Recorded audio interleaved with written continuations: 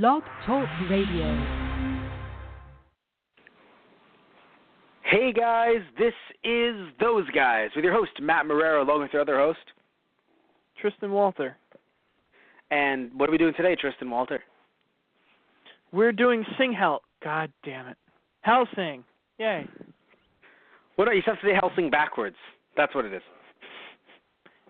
Ying No. Ging, no. Anyway, so we're doing Hellsing 2001, which, by the way, if it took you a second, you're like, wait, 2001? Yeah, fucking 2001. See, this anime, I think in America, came out in 2003. So to me, I was like, oh, it came out in 2003. That's still, we're in 2016 right now, so, that's 13 years ago, not so bad. Fucking 15 years ago. Yeah. Holy shit. Like, I think everyone has to understand, at least for me anyway, as someone who's 24, I wasn't even old enough to watch Hellsing when it came out in Japan. Neither was I, but yeah. That's what I'm saying. That's fucking crazy. Because, when I saw it, I was a teenager in high school, so, 2006. So that was about 3 years after it came out in America. Not so bad. Right? 2006, not the worst, but, or 2005, 2006. But, fucking 2001. And it's funny, too, because, watching the animation, you're like, yeah, that makes sense. Right? No, because, the animation techniques, you can tell that they were trying to transition from going, from hand-drawn to digital. Right. Yeah, in my opinion, it was very much like digital ink. Right, Digi-Ink is also what it's called. Because again, in that era, right, for early 2000s, they're trying to transition away from, drawing everything just by hand. But it was so and also the fact that it was interesting because what they did pick up, some of the art style, it's very strange. Early Hellsing's style is very different. Right. Right. So it's a weird style to try and pick up, and I think at least I know you were a little confused watching the show, in terms of because you always felt like you didn't know what was going on, right, and that you were missing something. Can you expand on that, Tristan? Well, watching this through, I guess it just felt like there was more context to characters and maybe what motivation or relationships that I thought I was missing. They just kind of glossed over it because anime, we don't have time for a long monologue. We just want to get to the action and the cool scenes. But what's funny is that it's not true at all, right? From what I've read in the manga and from seeing the Hellsing Ultimate OVA series, they didn't do that at all. It's just that when they included new characters. And I know you've seen some of the OVA series, but not all of it. So, and you can tell this too because, Tristan, you've seen a few of the earlier ones. You can tell that, some of these characters, you're like, wait, that person wasn't there and that person wasn't there. Two of the officers that died, one that was not much of, one that was kind of nice and the other one that was a super jerk, they didn't exist in the manga. Or at the very least, They didn't exist in the Ultimate, because I have to admit I didn't get that far into the manga. But the point is that these characters, because they didn't exist, you're just creating them from scratch. It's very hard to do in a 13-episode series, only introducing them for 2 episodes. Right. And then poof, they're gone. So it was just weird, right? Also, reading the manga, the few the volume or 2 that I have read. It's also very short. They're 30 pages each chapter, yeah, but it's not, I don't know how to explain it. It's not like Fullmetal Alchemist, where it feels like there's so much going on. And you're like, shit, right? Right. And also, I believe that was actually 40 pages at one point, so I should clarify that too. But with Hellsing, when you're reading it, it's very much, slow. And I don't mean that in a bad way. It's just very slow. So having to take one chapter and make that into one episode, right. That's very hard to do. So you make it even slower. Yeah. Yes. Right. The first fight at the end of the first episode, right? Where it's this was built from Lancaster, all that shit, right? That didn't fucking happen. Right. He just shot him outside. Legit. Yeah, no. He's just and who are you? Ellicott. What? Shoots him. Legit. No, yeah. I mean, granted, he still has Victoria hostage, of course, because that whole thing obviously still happens. But just the idea of this idea that, like, oh, it was so cool, it happened in the church, and then Alucard was tested. No, not yet. Right. Right? It's just that, of course, the manga coming out in 97, the anime coming out in 2001, they had enough time to kind of know what was going to happen in advance a little bit, right? So they were like, okay, we'll tease Alucard, in the anime, tease him going super, right? Going super Dracula mode, super vampire. Yeah. Super vampire god super, something like that. We'll tease that because, hey, it happened in the final fight. Because we know what's going to come later. Right. Right? The problem, of course, being, I think, that with this whole season is that they, in my opinion, right, thought, oh, we'll get another one. Or at the very least, we've promoted the manga, which, of course, is every anime's goal, is to promote the manga. Right. Yeah. They never got another season. Millennium went back to their own planet. You're right? Like. Oh. Well, obviously, right? I mean, literally, fucking last 5 minutes, and Millennium will be fought another day. They were never fought another day. Right. Right. Shit. And it's so funny because, like, it left. I mean, I suppose that at least they got to the end of that arc, I guess. But like, that feels like such a weird place to end it too. Like, well, it's the perfect place to end it. Because here's the thing: if you don't know that anime is meant to promote a manga, it makes no sense. Yeah. You're like, what the fuck? I'm watching this. But once you realize that, you're like, wait a minute. Then that means you just go buy the manga to see who the fuck Millennium is. Therefore, you've promoted the manga. True. Right? And if an anime gets, because here's the thing, right? We've done One Punch Man, right? I'm assuming that the villain at the end of One Punch Man wasn't filler and is part of the manga. To be fair, though, I have not read that far. But my point is that, right, if you're sitting there going, but I want to see more about Saitama with these superheroes, you would jump to read the manga, right? Yeah. Even though I do think it ended a lot better than this anime did. It's still, definitely. How anime like this are going to end, right? They're going to end with a big bang. Sometimes it's filler, sometimes it's not. And then they're telling you, hey, go read the manga. And if the manga does well enough or the anime does well enough, they'll make another season. In my opinion, even though it's strange because this manga came over to America, and I would argue, and please correct me if I'm wrong, but I would argue, while this isn't Dragon Ball Z or Naruto or Bleach or One Piece, Hellsing is very popular, or at the very least, it's popular. Yeah, I remember Hellsing being one of the big, like, maybe not the top 3 kind of thing, but I remember Hellsing was pretty big a while back. So it's interesting, I think, that I feel like Hellsing has gotten a lot of acclaim, but it never got that second season. And I know just coming over to America doesn't make it popular, but it felt like there was a lot of chatter and a lot of talk about Hellsing, at least on the American side of things. It could have bombed in Japan, right, the anime. I have no idea. I mean, clearly it was popular enough to get OVAs eventually, but at the time I don't know how the season went, right, like over there. But it's very interesting because, in America, I mean, a lot of people were talking about it. So I do think it's strange that it just kind of fizzled out, I feel, for years until we had gotten the OVA series. But how do you feel about what? No, I was going to say, would that be more? That might more be on the company itself that dubbed it, maybe, or brought it over. Well, not so much. I mean, I would say that it could be more so on the company that animated it, I guess, if you're saying. Because, I mean, they brought it over. They have no, like, it doesn't, them bringing it over doesn't mean that it'll get another season in Japan. Right. Yes. But how do you feel about the season overall?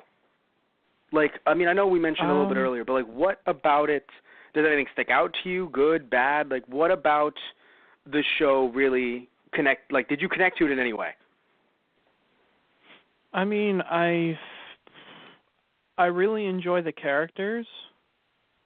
And, I mean, the action's pretty good, too. I guess what kind of sticks out to me, and is, I guess, in a way a bad thing. It's kind of funny. I mean, we talked about it a little bit before the show, but how I noticed a lot of it is either taking place in a dark alley or a very low-lit hallway, and everything's kind of the same texture and color. There's not a lot of background, and like I right. setting-wise. And I know this is supposed to be, a darker anime. You're obviously, you're fighting fucking the undead. So not everything's going to be like, happily lit and brightly colored. No, of course not. But there's not much in the way of scenery most of the time. And sometimes I kind of found that funny because I would see one shot and then look back and see another shot, and I'm like, are we in the same fucking hallway? When it's like two different episodes, I'm like, what the fuck? Yeah, I definitely feel like it was low budget, and that's not a bad thing to say, but it was definitely low budget.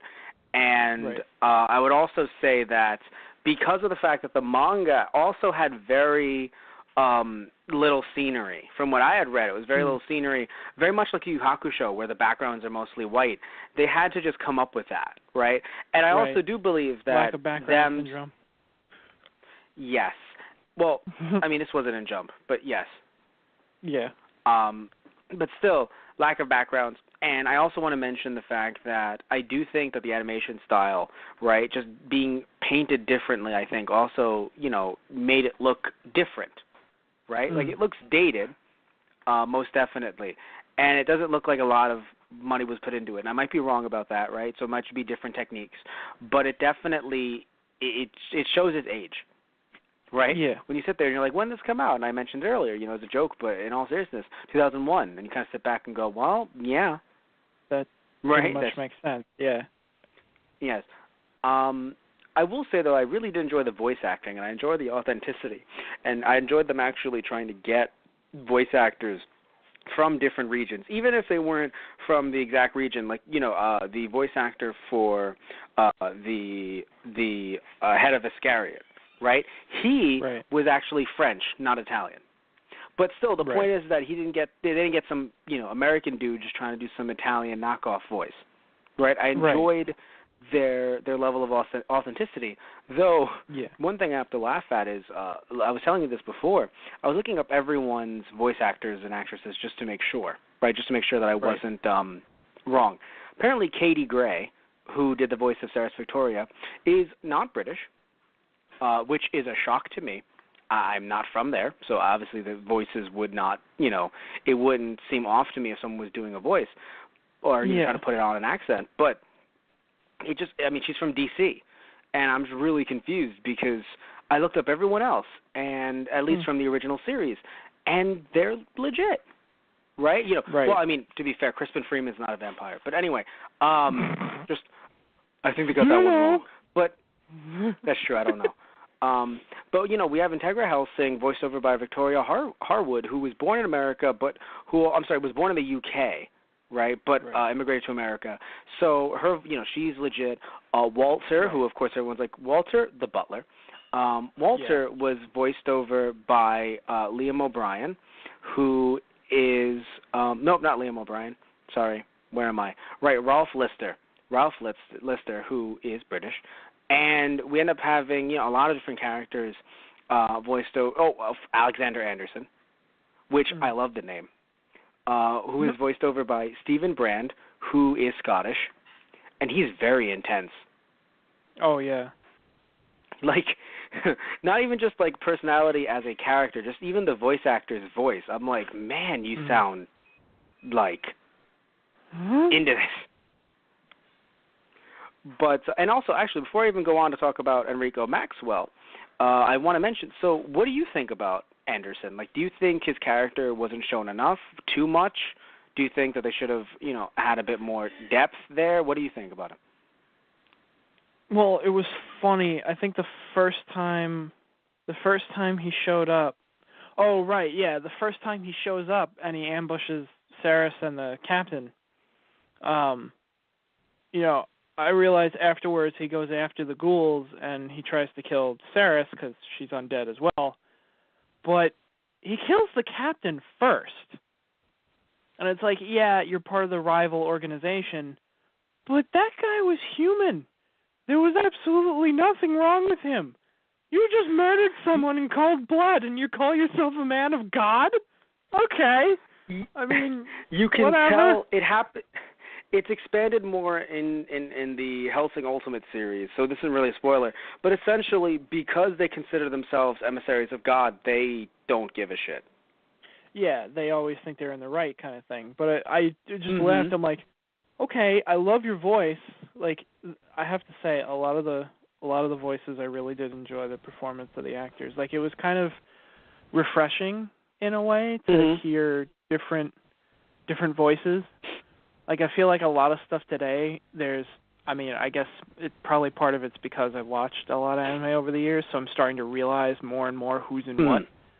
And I see a lot of reoccurring names. And not that I don't like that. I love the people that, voice act. But it was nice to hear, like, I don't know, like, it was nice to hear, like, a Scottish accent, a British accent, a French, Italian, whatever you want to call. It's not even just that, and I don't want to blame them because, we love a lot of their work, but Funimation, right, as much as we love them, because they dub everything in-house, and in-house for them is Texas, right, you're going to get a lot of people who are going to be putting on accents, and they're not all from Texas area. It's not like they're all going to have, southern accents trying to do British or anything like that, but you're going to have shows like Black Butler, because you'll have shows like Italia, and they'll be hilarious. Because they're supposed to be. So the accents, if they do a bad Prussian accent, it's okay because it's Italia. But you'll end up having a show like Black Butler that's meant to be a lot more serious, and personally, it just won't seem right to me. Yeah. And I don't know, like, I'm not saying that we should have Genny on, come back and do stuff, like Black Butler and then just, get all these. Because, look, I'm not, I don't know. I just feel like when it comes to certain shows, right, and again, I'm not saying Genion's the best. Again, Sarah's Victoria, while she convinced me, I don't know how my friends in the UK would feel. Right? Yeah. And I don't know how our UK fans would feel. It's weird. I'm kind of on the fence because, like, I do enjoy her voice, but at times she sounds very out there. Like, sometimes it'll sound like her accent will sound legit and be surprising, like, oh, she's actually not British. And then other times it'll be like, so you are putting on an accent. And then, like, it flip-flops, so I could never, like, call it. And it's also just some scenes where she feels like she's kind of like, I said, like, really out there, almost, like, kind of spacing a little. And I guess maybe that's what they were trying to go for, but she seems a little it's what they were trying to go for. I can understand why she'd be kind of spacey because she's trying to grip with the whole idea of not being human anymore, which was a really interesting concept for the character. I enjoyed that, like her grips with like, no, I want to be human, but I'm not anymore. Yes, as an actress, she does get better in Ultimate. That's what happens when you give or take 8 years. Well, no, no, like maybe 5 or 6, because Ultimate started in 2008 about. So I believe it was 2008. I'll check it a little bit later before we wrap up the show. But I still want to say that, yes, I'll give you that. That, in some ways, that's why I said I don't want to sit here and be like, it was the best, fake accent ever. Because it's very easy for you and I to sit there and enjoy something like that, not being from the area, right? So I know you don't watch Walking Dead, but I do. And I'll sit there and I'll think, oh, their accents aren't that bad, especially some of them being British. But I'll talk to people who are, or I'll listen to people who talk about being from Atlanta, and will say, no, not really, right? Like they're just doing generic Southern accent, right? But to you and I, being from New York, we're just like, oh wow, that sounds great, because we're not from the area. It's like everyone tries to put on a New York accent. Yeah. Right, like I've gone to other areas being speech and debate coach. I've gone to, I think it was in Florida. When I was in Florida, no, it was in Cali. I was in Cali, and I was talking to another coach. I don't remember where they were from, and they looked at me and they were like, "Oh, you're from New York?" And I said, "Yes, I am." They were like, "Oh, wow, you don't have the accent." And it was just funny because not only do I do work on that, of course, right? Trying to be an actor, I do work on the accent, not having it. But still, it's just kind of funny because, like, what did they think I was gonna do? Like, sit there on a school bus with them, being like, "Hey, come on, forget about it." Like, like it's just so right. So, but you can have someone do that accent, and then anyone who's not from New York be like, "Wow, it's brilliant." Yeah.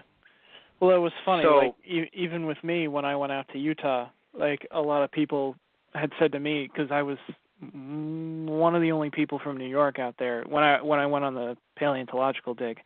They even said to me, like, "Huh, yeah, like you don't really have the accent." I was like, "Really? Okay." I was kind of, I guess, the like stereotypical accent. I was like, "Well, that's a good thing, I guess, because that would be kind of a wake-up call if I really sounded like that." But then I don't know what it was, but I said something specifically, and then one guy stands up and like, "There it is! That's it!" And I'm like, "Oh, all right, fair enough." It's certain words that will stick out, but, like coffee, or axe. Yeah, but, like, even then, like, those aren't New York specific, some of them. Right. But anyway, so so she got better, right, as she, of course, went along. But I got better. I do enjoy, yes. But the thing is, even looking is funny because it's not even just Funimation, because you might think, oh, why are you guys picking up Funimation? No, then we'll go to Warner Brothers, right? And I don't know who Warner Brothers contracted for JoJo's Bizarre Adventure, but I believe it was in Cali. Right. Yeah, no, you understand completely. I don't know how the characters are going to sound like in Part 2, but I know that the actors, who I love, by the way, love Johnny Young Bosch. Yeah. I believe they got I think they got Patrick, I can't remember his last name, but he's actually one of the Valentine brothers. Right. For Dio. But I believe, but I'll check just to make sure. My point is that as much as I, pretty sure love they got them as Johnny voice actors, to do Jonathan. Yes, they did. That's what I was referring to. Thank you. So, okay. yeah. But him as Jonathan, and then Patrick Seitz, I believe, as Dio. But I'll check that right now before I, stick to it. My point is that, getting them, as great as they are, they're not British. So, and I know you can make claims like Dio's technically, I mean, he ends up becoming more of a vampire, but like he starts off being a random British kid. Right. So to just kind of, gloss over that. Or just get Americans to be like, do an accent. Who cares? Like, right. It is, like, JoJo is a comedy, but not like Italia is. No. So that's how I take it, right? Where it's not a comedy where you can sit there and go, oh, yeah, like with Italia, if the accents are terrible, then we're good. Like, no, they're working on the accents, and they care about them. It's just, it is a bit of a... Yes, he is Dio Brando. Thank you. So Patrick Seitz, who is Dio Brando, and again, I'm not saying he's a terrible Dio. I'm just saying that he's not British. He also did the voice of which Valentine? He was Luke, i.e. the one that was a bit more reserved, and the one that fought Alucard. Right, till Alucard bit his legs off. Right, with a Cerberus dog. What are we watching? Yeah. Yeah. So did I told you how much I love. Just come out of his arm? Is that his arm? Does he even have arms? Is that even a real body? What is going on? It's interesting because I'm laughing simply because I remember in high school we knew a guy who he was very frustrated, I think, by the way the show was set up, or at least the manga was, because it felt very much like Alucard just could never be taken down, and that he was, because he's so immortal, it wasn't interesting, because no matter what you throw at him, he's going to take it down. And I argued that, but the whole point is, will it take him down? Right? What will it take? What's the next thing they're going to throw at him? Oh my God, will this do it? And his response, of course, was, but it'll never happen. And that's why you want heroes that are faulty. You want them to stumble. And I do get that, of course. But I do think that in a show like this, or in an anime, like they're going to get really weird and creative.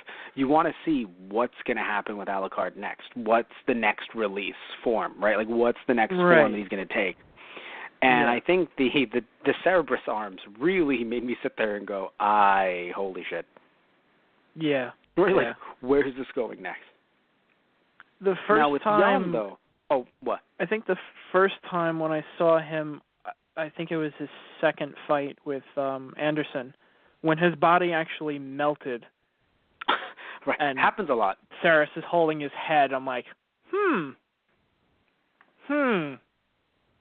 okay. Yeah, no, right, animes for children. Anyway, And then his, he melts, but he comes back into a different form. I'm like, right.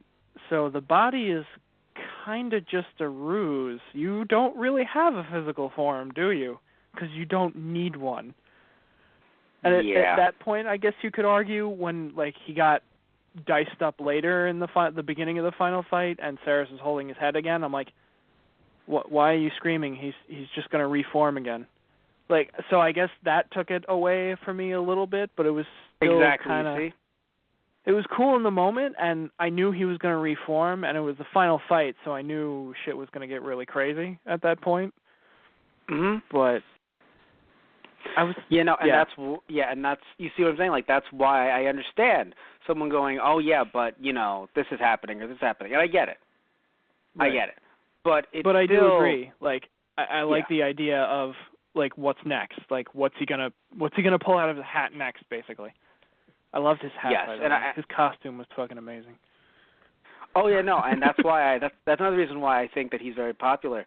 Where I've seen, I believe, right, from what I've seen, because when you went to cons back when I was, back when I was a teenager, back when we were both going to cons, you would see a lot of people dressed up as Alucard, and I think it was just his attire is very interesting, and it's funny. All it is red with the, it's just red. I mean, it would be between him and Vash, to be fair.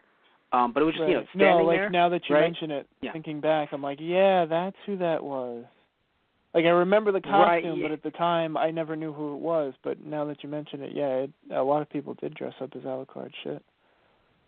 Yeah, that's what I'm saying. So it felt like it really was hugely popular. Again, not at that level of Dragon Ball Z, but still, and believe me, yes, I know Dragon Ball Z is a certain level, but still, even Naruto, One Piece, Bleach, but not there. But I still felt like it was very popular in America. Now, I told you that I liked Jan a lot, simply because I wanted to see him get his face punched, and I knew it was going to happen horribly. But my question to you is, you didn't like him the same way because you wanted to see him get his face punched? It's funny, we both wanted the same thing at the end, but I think just...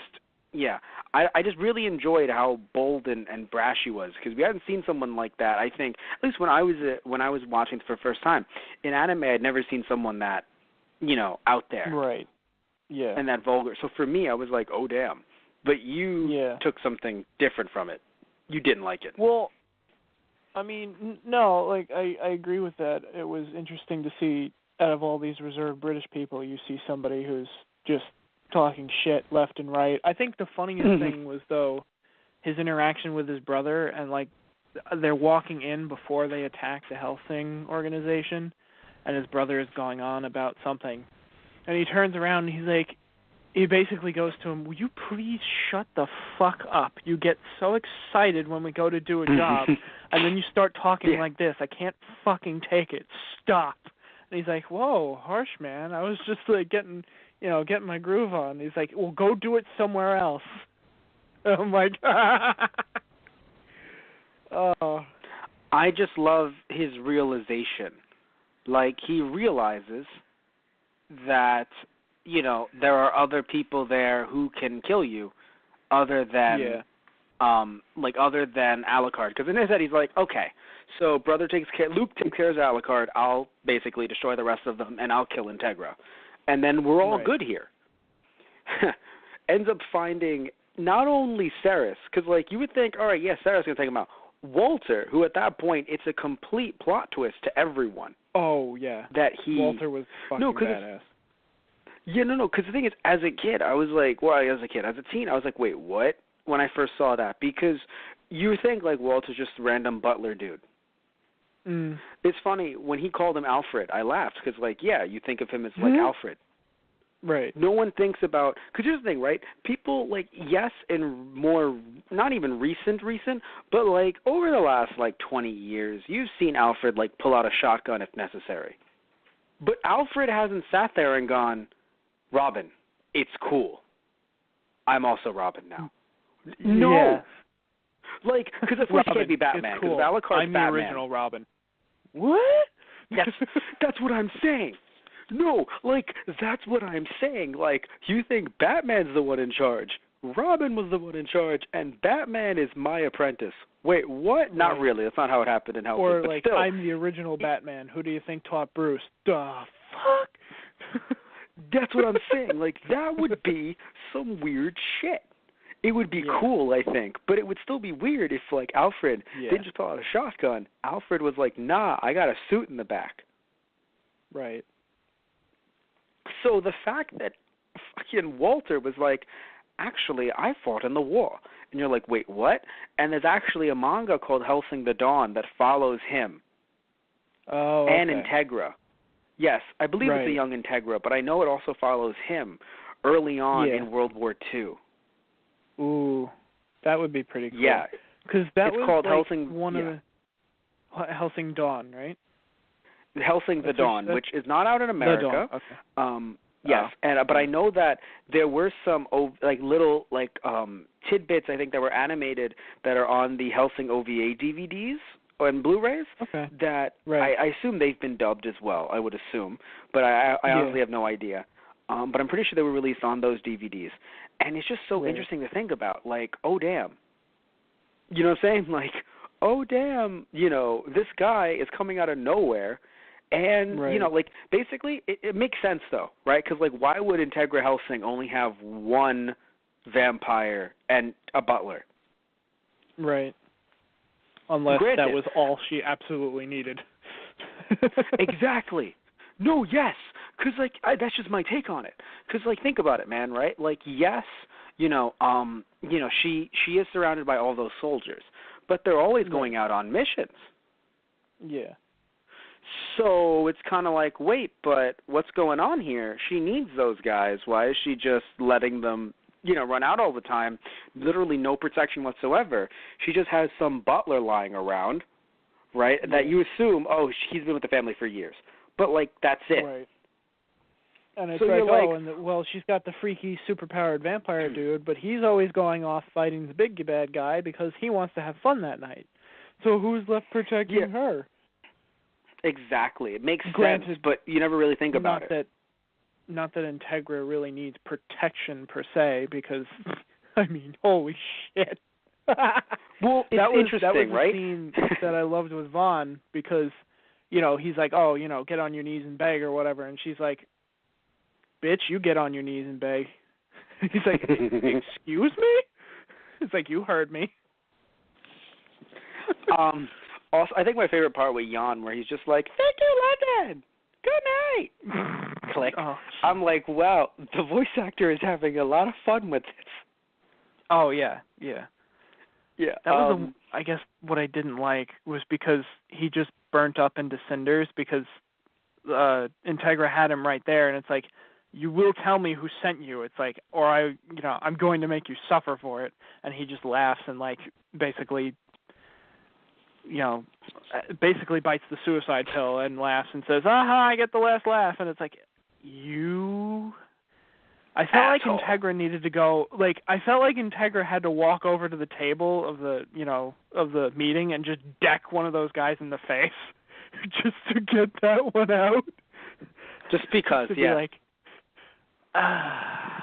one of you come over here. What do you need? Oh, God! Why? I needed that. I wasn't the mole, but I will be now, asshole. Shoots him. We found one of the moles. Well, thank goodness. The others are just like, well, good then. Meeting adjourned. Jesus. Yeah. My God. Ferguson was also new, by the way. So Ferguson and Incognito are both new. Yeah. Oh, okay. Sorry to tell you. Ferguson was cool though.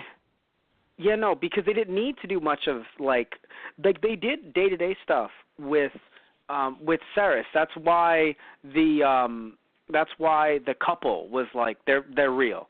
They weren't killed in a tunnel. They were actually a lot more subdued. Like their death, because again, it was just when the manga first started out, it was just a lot more like, okay, we're going into some day-to-day stuff, and then we're going to jump into like, by the way, these Millennium assholes exist. Yeah. Right. Where where it's kind of like that's when you introduce, well, not even just Millennium, when you introduce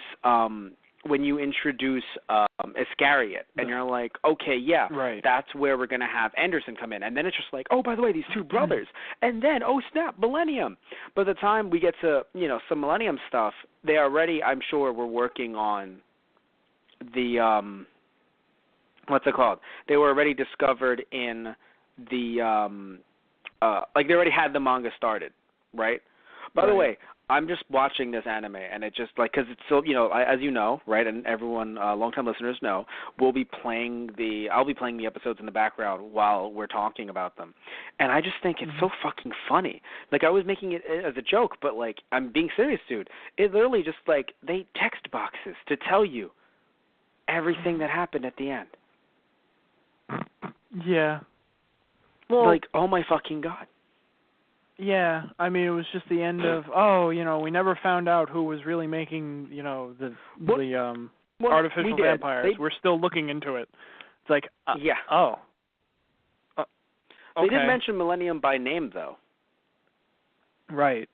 Because, like, that's what threw me, because I was like, wasn't the guy that you just fought, wasn't he?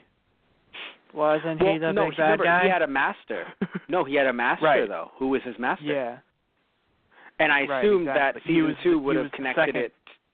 Controlled by, the vampire controlled by humans. That's why him and Alucard kind of had that chuckle and retort between each other. Yeah, and that's why I assumed that they would have connected it to,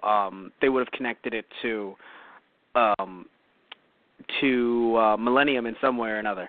And I assume that because Millennium stuff had been going on a little bit, right, up to this point, because again, if anime came out in 2001, manga comes out in 97, they had some Millennium stuff, small, going on. So I assumed that they understood, like, okay, we can't kill, like, Walter. Right. Like, you can't kill Butler, right? You can't, because I thought he died, and I was... Yeah. And it's like, no, he's cool. We found him. We brought him to the hospital. They were just killing people left and right those last few episodes. I'm like, stop! Make it stop! I actually care about some of these. Because they sat there. They're like, who's anime exclusive? Them. Oh, perfect. Right. Blow up everything. Fucking when they took out Ferguson, I was like, no, not Mentor-sama. I was okay with them taking out Ferguson. It just sucks that, like, the way he was taken out was, like, it's all a misunderstanding, and now he's a terrorist. Yeah. And I'm like, That was total kicking the balls. And, like, the fucking guy that, like, we've taken out one of the leaders of the terrorist organization, Ferguson, former military record, blah, blah, blah. And then that just one line of the guy sitting in the bar, like, yeah, rotten hell, you fucking wanker. I'm like, oh, why? I mean, but that's the thing. Like, if he's an actual terrorist, it makes sense. But he's not. Fuck off. Mentor-sama. I hope you choke on your fucking drink. Mentor-sama. But, it was really sad at that point. I was like, well, now we're done here. Yeah. And it's interesting, too, because I was like, Well, go ahead. No, I was going to say, I actually sat there and I was like, why are you going to bring him back just to kill him? And now that, we know he's anime exclusive, we're like, oh, that's why. He never mattered in the grand scheme of things. Right. Teardrop. Yeah. Oh. But, thanks a lot. Yeah. But what were you going to say? Well, I guess that was one of the things that I didn't like about the final fight. I thought at that point Ceres was going to be like, I mean, she got her little rampage and she got to, destroy all the other ghouls that were running around, which was nice. Mm-hmm. And then she ran into that one other, was that Luke? Or no, that was Paul. Paul, right? Yeah. Mhm. That was weird. That felt really rushed, that whole thing with Paul, but I guess that was the link to show that they had taken over all of the Hellsing unit that had died in the last big fight and had re-engineered them into artificial vampires. But then the fact that... You're not talking about the Valentine brothers, right? You're not. You're talking about No. the new guy. Yeah. Okay, yeah, fuck that guy. Yeah. I thought he was going to be a lot more important, and then it was like, nope. And I thought Saris was going to have kind of a more interesting fight with him. I mean, I love how she finished him off. That was hysterical. She just takes the bullet and shoves it in his mouth and kicks his ass away, and then he explodes. That was great. But I don't know. I felt like it was a little like she didn't really get to show what she was made of kind of thing. And even at the end when she meets up with Alucard, it's like, no, he's the one who gets the whole, like you said, Super Saiyan God, Super Saiyan vampire. And Saris is just there.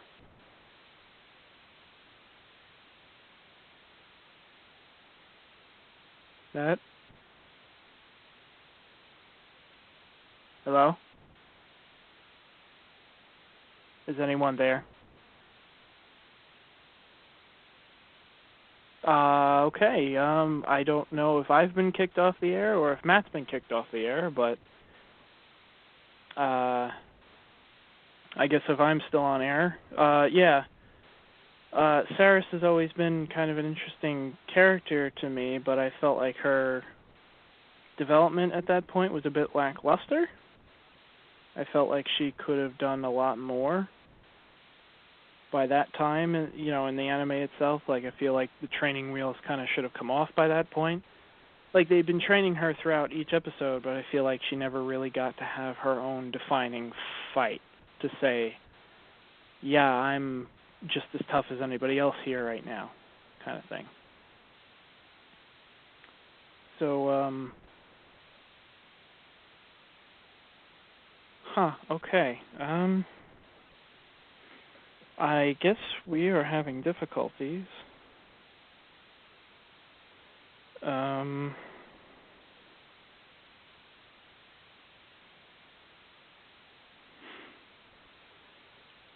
Let me think. I'm not actually sure if I'm the one who's still on or if Matt lost me. So I could be talking for absolutely no reason right now and not even know it. Or Hello. So I have no idea what's going on right now because Blog Talk Radio, right? Well, my phone disconnected, right? So that I would assume it's on my end, right? Blog Talk Radio is telling me that I'm still in the host section. Right. So in other words, even though my phone had trouble, Blog Talk Radio is like, no, you're still here. So I had a call. I called in using my cell phone, didn't change it. It says, no, the host still exists. I now am using my house phone, so I'm listed as both the host and as a guest. Okay. I Not continued sure. Talking a little bit. Because goddamn you had to. Okay. I didn't hear anything. Well, I didn't know if I was the one who got dropped or you got dropped, so I just kept talking. I'm like, I don't know if I'm talking for no reason right now or not. Well, it's okay. Yeah. We're always talking for no reason right now. I mean, fair enough. I was just kind of going on about how I felt Saris's last fight was kind of lackluster. I feel like it should have been a little bit more big for her character to like say, hey, the training wheels have finally come off. I'm just as tough as anyone else here.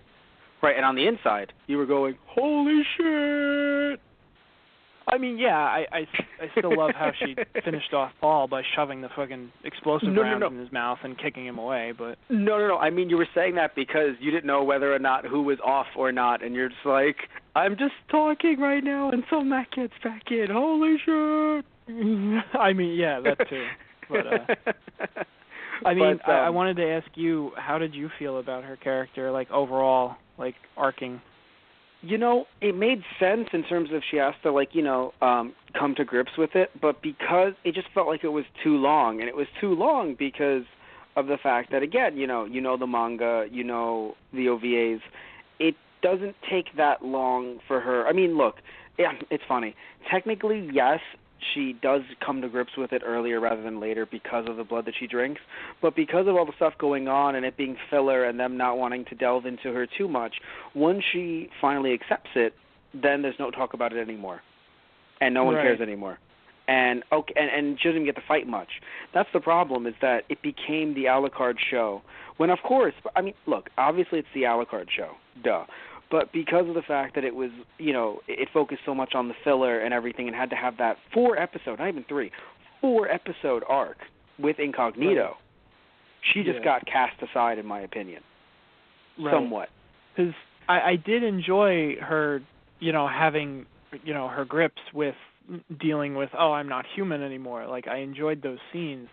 But, yeah, like I said, it felt like towards the end where she's pretty much accepted her role and she's gone through the training and she's a good commanding officer now at this point, too, she really didn't get that last hurrah to show how far she's come kind of thing. Yeah, that's why I can't wait for us to start doing the OVAs, which I assume we'll start doing in 2017. Because once you do the OVAs, right? Well, I mean, hey, we're coming to the end of 2016 right now. Next week is Christmas, so like we're getting to the end. But that's so funny. We're getting to the end. Yeah, just looking at people who look at America right now. Yeah, no, we are. And I'm like, guys, it's okay. No.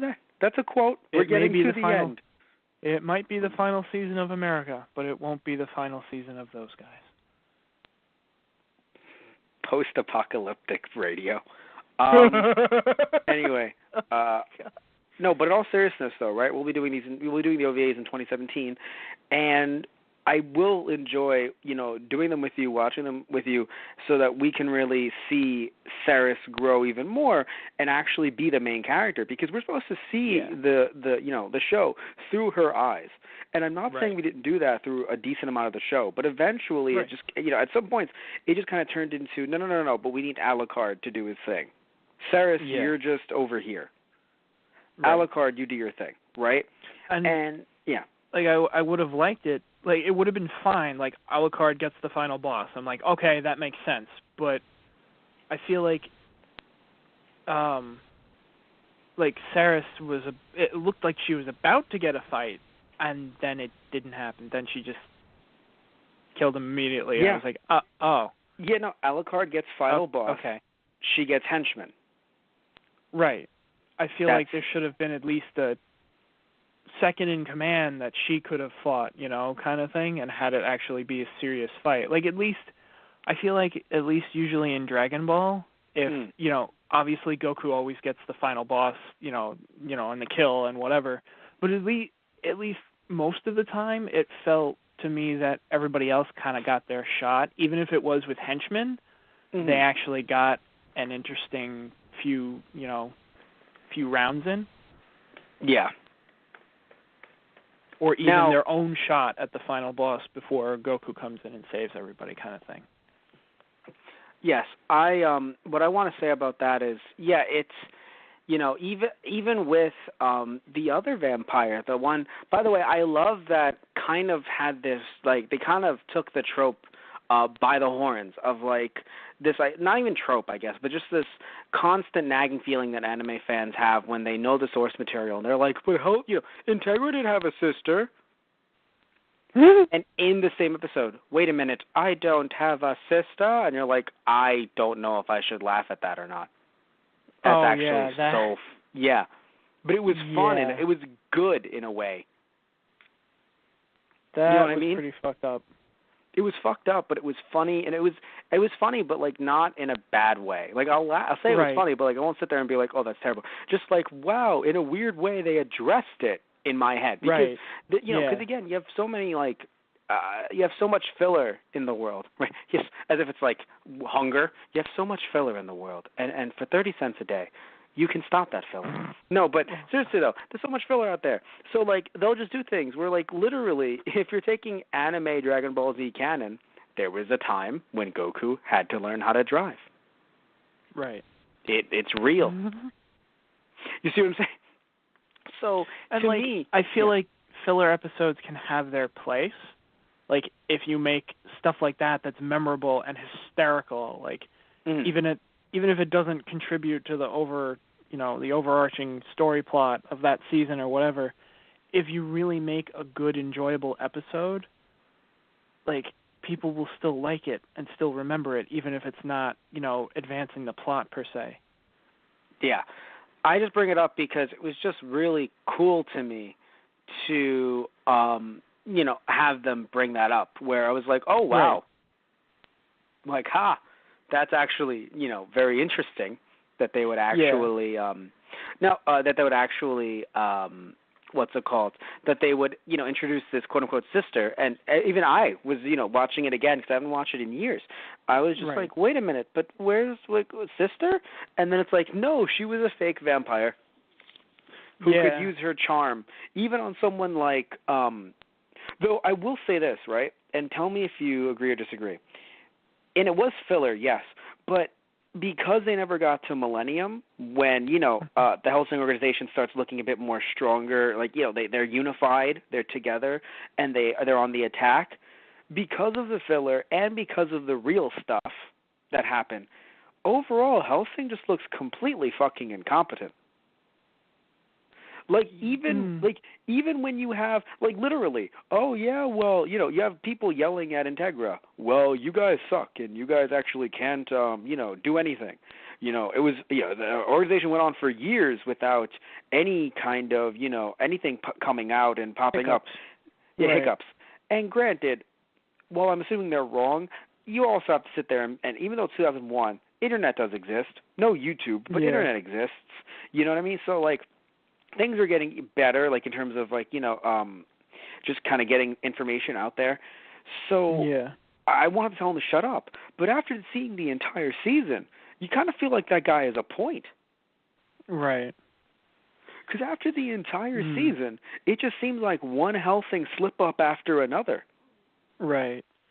See, it's funny. I'm probably one of the only people that looks at stuff like that and isn't as bothered by it as most people usually tend to be. It's kind of like the idea of that people bring up a lot. Oh, like, the main character of a story is never the one that's killed off.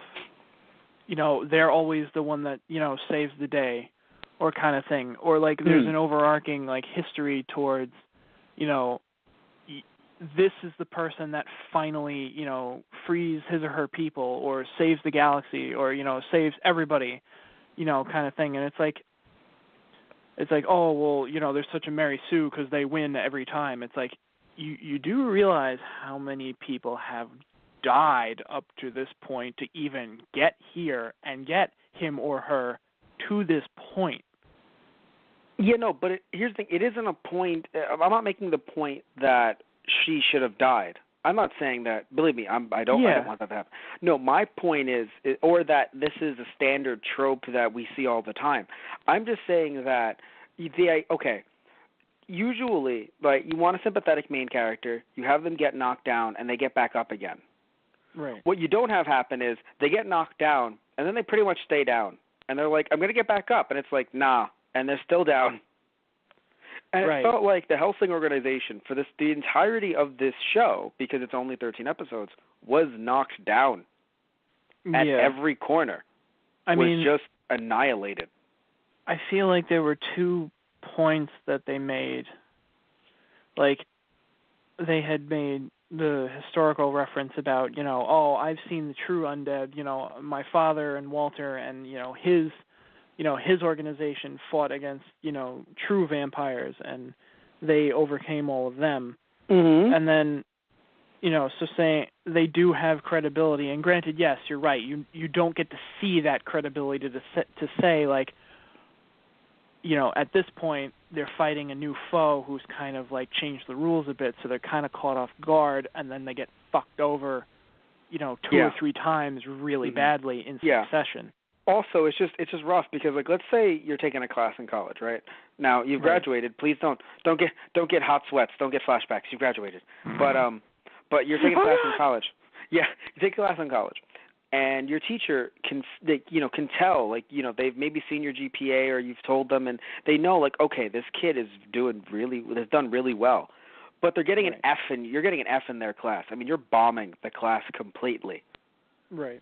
they're just going to be like, well, he's done so well in the past. I'm just going to give him an A. Or I'm just going to give him you can give someone the benefit of the doubt, but, that only extends so long if you're failing every single test for 13 weeks. Gotcha. Yeah. Yeah, I see what you mean. Yes. So, that's how I look at it, right? Now, again, I know that, they had the setbacks in the manga, and I'm not even saying that them fighting Millennium was a complete win. No, people still died, no spoilers, but, bad things happened, right?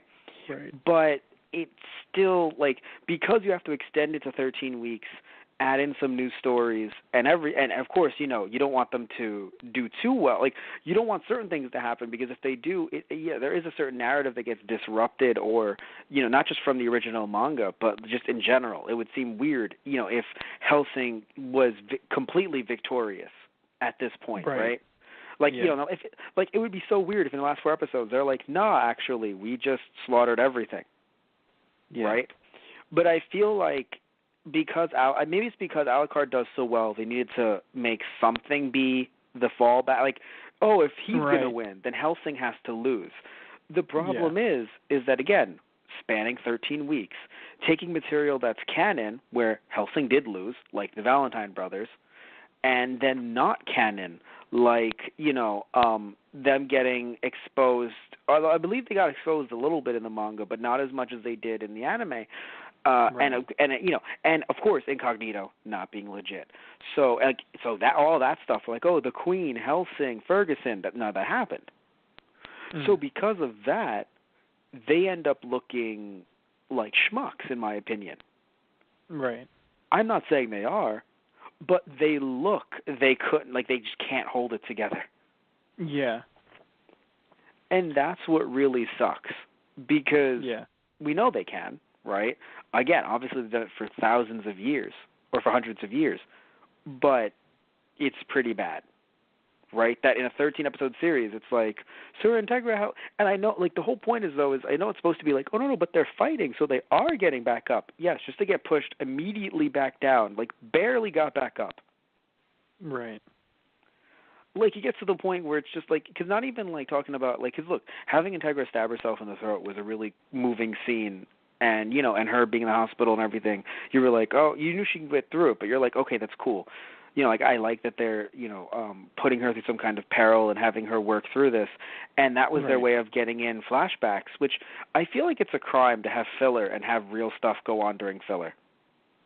Yeah. I don't know what shows have done it before. I know Bleach. I believe Bleach has. I feel like it's a crime. Well, DBZ has, of course. Because then the actual, flashback feels like it's part of the filler, and it's no, this is actually very important. God damn it. Mm-hmm. When I was younger and I knew it was filler, I think because I watched the show a lot, right, in my younger days. So watching the show second, third time, I always thought it was filler till I saw Ultimate, and I thought, wait, that's canon? Right. How would I know that it's canon? Yeah. Well, it's actually kind of funny. I feel like, I don't know, maybe it's just that I've watched longer running series a lot more, so I feel like it could have used more of those episodes. Maybe not per se a flashback, but that episode gave you some time to kind of fill in some of the dots. It shows you the real reason why Alucard's even there in the first place. Why is, Integra his master? And, it gave you some of those really important details that kind of, finally solidify stuff and have it make a little more sense. Right.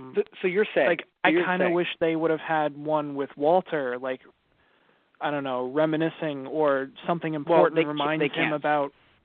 No, I know. Maybe just the series in general. Not even just the anime, the series in general. I would have liked to see just a little, a few more holes filled in here and there. Maybe Walter going on about, I remember when I was, serving under your father and we did this, that, and the other thing, and it's you remind me of him, blah, blah, blah, shit like that. And maybe that's a little too sappy for this kind of setting, but, just a little bit to fill out the characters a little bit more, because I said, I really enjoy the characters. Like, I love their dialogue. I love a lot of their designs. They're really cool. Even Anderson with, like, you know, he can regenerate. It's like, how the fuck did that happen? It's like, yeah, Alucard mentions he's a human science experiment, but it's like, who? Who did this? How? The priest. Why? Yeah, Iscariot, so that he could fight monsters. But, like, no. Right. I understand. And, like, that's your point the short completely. version, and I get that. Like, that's what they'll throw at you and be like, this is why. It's like, all right, that makes sense. I'll run with it. But it's like, I could use a little more detail. I would like a little more detail. Yes, Ultimate went into some more detail about him. Necessarily, but yeah, Ultimate went into some more detail about him, and I don't want to spoil it, so I won't, right, until we do Ultimate. But they went into, and I don't think you even know about some of this, so they went into more detail. The manga did as well, of course. And, so what you're saying is, because you watch shows like Dragon Ball Z, you know, you haven't really seen Naruto as much, but, you know, you know relatively, like, about Naruto from, you know, you've seen some stuff. Yeah. So even though you haven't watched, like, something like Naruto religiously, and the filler is terrible, something you do know, there's too much of it, the point is that, you know, in the fact that it's a long-running show, yes, the filler is terrible, but when they get to some real flashbacks and real stuff, you know, from, you know, back in the day, you start to appreciate it more because, you know, you get all this backstory.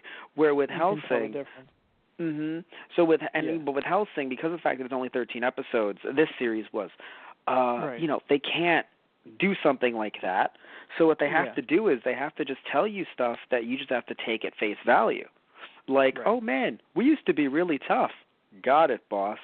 Oh man, you're a human science experiment. Got it. You know, we've been fighting with Iscariot for years. Okay. Right. And you just have to, and I'm not saying that the manga goes crazy into depth. Go ahead. Yeah. I'm sorry, no, I just want to interrupt. I'm not saying the manga goes crazy into depth, right, for some of them. I'm just saying that, I'm sure the Dawn goes even further, right, and that's why the Dawn was created. But still, the point is that, you know, they do a little, like, in my opinion, there's a little bit more, at least in the Ultimate OVAs, there's a bit more, you know, like, backstory, you know, on some of these characters and these situations, so that it's not just a 13-episode series where someone says something and you're like, all right, well, I guess it's true, you know, and you're watching. Like, I think that for us, like, I think if you saw this when you were a teenager, maybe you would have enjoyed this more. Because I think when I was younger, because also in my head I was newer to anime, I'm like, it's anime. I accept it. Yeah. This is all weird. And I'm not saying you don't accept it. It's just that, like, now you're a little bit older. Not saying that we're smarter, right? We're just older. And, you know, and also we've seen a lot more anime. So we're just kind of like, we accept it, but question mark? What would you like to? I did. Yeah, it's not that I didn't enjoy it. It was just stuff that I looked at and, like, I could use a little more detail there. Like, a little bit. You know, I get it. I get why it's not there. You just didn't have time for it. But it would be nice. Like, just kind of the quiet raise his hand in the background. It's like, not now. Oh, okay. Yeah, I know. Oh, what was it? There was something. I would like to mention, so this was a late-night anime, obviously. But it was so interesting how even though it was late night, it was still somewhat censored, in my opinion. Like, maybe some of it was digital, well, not digital, but some of it was, you know, limitations at the time. Like how Jan didn't burn into flames in a way that he does, not only in Ultimate, but just in general in the manga. When he burns to flames, he, like, fucking burns. Right. Like Disco Inferno, like burn, baby, burn. Like fucking like dude Full goes. Metal Alchemist when Mustang. Don't spoil. Well, there's a part where he sets someone on fire. Got it. And they are on fire. Like they're melting. You mean that kind of on fire? Correct. Because I know you saw that part in Ultimate. Correct. So that kind of on fire, and it wasn't. It was more like fizz. Like it was kind of like I have a firecracker. He was kind of like fading out, like instead of actually burning. But I don't know if that's a censorship thing. What I do know is that all of the blood, unless they were drinking it, right, so it was devoid of a human being, Right. But pretty much all of or if it was vampire blood, because it's like, oh, you're Right. undead. But a lot of the human blood splatter was really dark. Darkened, right, yeah. Yeah, and wasn't that interesting? I've seen that.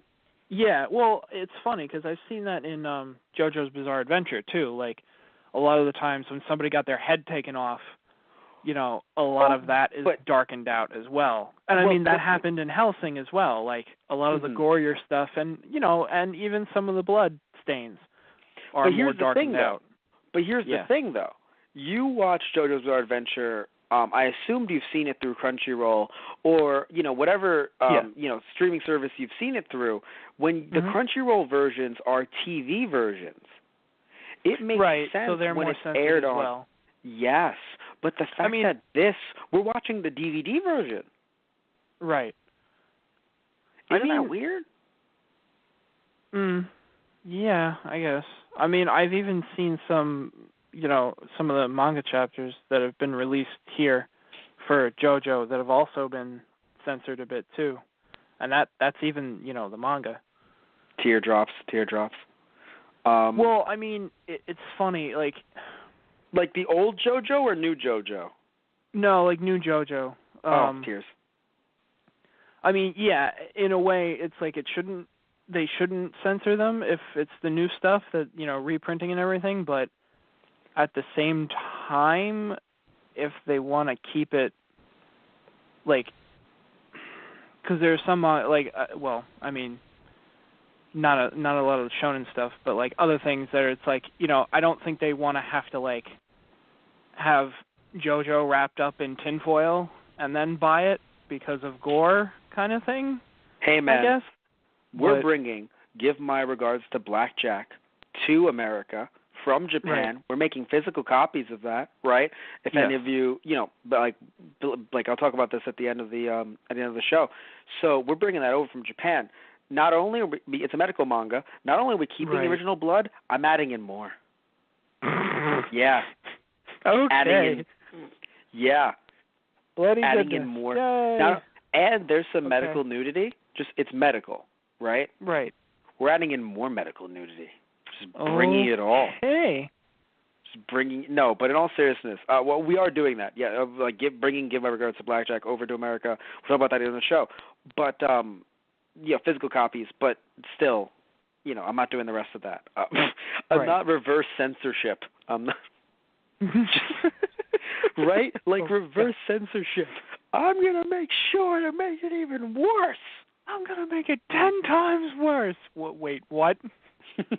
But no, it's strange because, you know, it's late night Japan and then even getting put on DVD, you know, which is very strange to have it be censored in that way. And, you know, because it's not out at 6 p.m. Right. Because the thing is, I don't know, maybe I'm wrong here, but like some of the blood, not the more sexual stuff, because that I'd be like, yeah, this is on Toonami. But some of the blood, I could imagine seeing it at like 9 p.m. Cartoon Network. Still Toonami Adult Swim, but like 9 p.m. Not like late. Once we got to some of the more sexual, I was like, yeah, no, if you'd be on Toonami, you'd be on at 1 in the morning. Or if you'd be on Cartoon Network, you'd be on at 1 in the morning. But by the way, I have a weird question for you.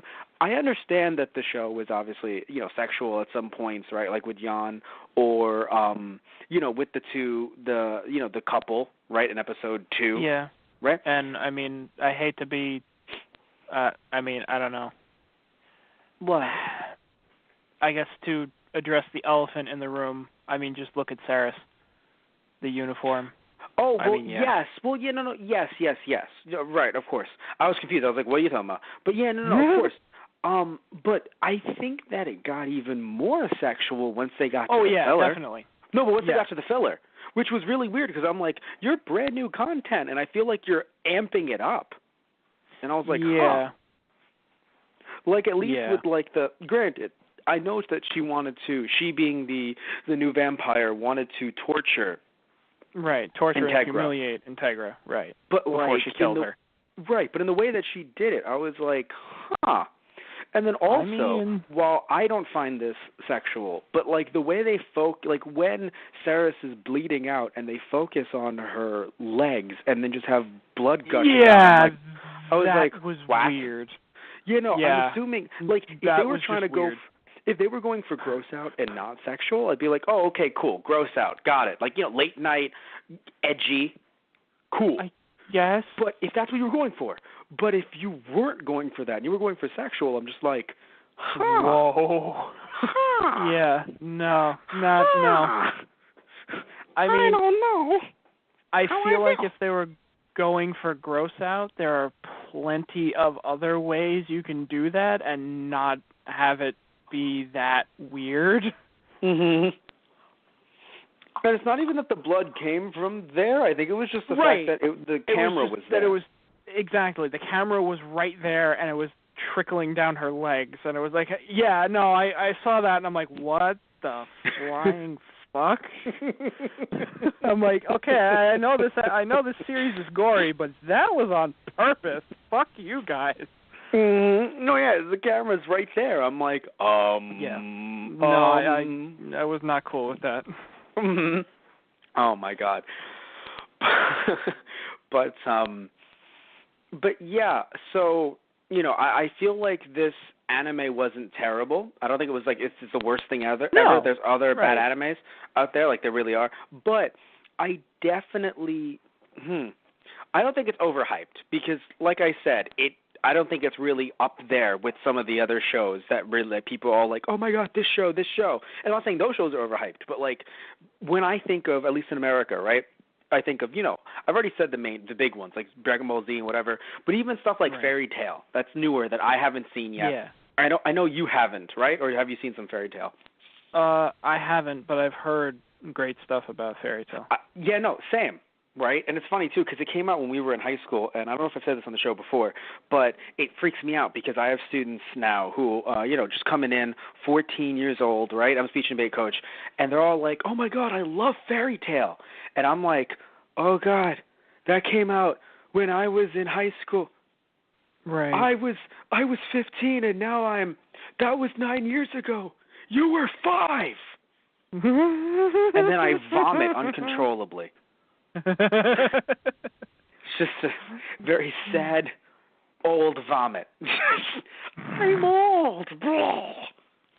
Yeah. And then but so I just feel like it's just, like I still haven't seen it, but it's just like it's very interesting to think like we were in high school when people were talking about Fairy Tail. And some of our Right. friends were watching it, but like everyone was talking about Fairy Tail and you and I are just like Doragon, power. We were still there. Yeah. Like, yeah, it's great. I think the anime had like around the time it just finished or something like that, or not just finished, but like it finished and then there was GT on, and you and I are just like power, power, power. Yeah. Oh my god. But anyway, so like it isn't Hellsing isn't there, right? With like the Dragon Ball Z and Fairy Tail and some of the other, but like I feel like it's very it's popular enough that I don't think it's overhyped, right? Especially because the OVAs are really good and the manga is pretty damn good too, right? Yeah. It's interesting at first, right? Where I was reading, it was still trying to find itself. Because I'm sure the creator planned for Millennium to be a thing, but it still felt like with his designs, it was very much going to be like a vampire slice of life. No, because like his designs are very, especially because he loves to make joke designs as well, like not parodies necessarily, but like omake kind of designs. Right. Which it's funny too because I know you didn't see this, but there are episode previews in the original series that are very much like the omake kind of joke chapters that he would write, like the joke panels. Right. So it's kind of like Sarah. how One Punch Man would do in between episodes. Mhm. So Ceres would basically just be like, "Oh, the next episode, it's going to be me," and also you hear in the background you hear wow, wow, wow, wow, wow, wow.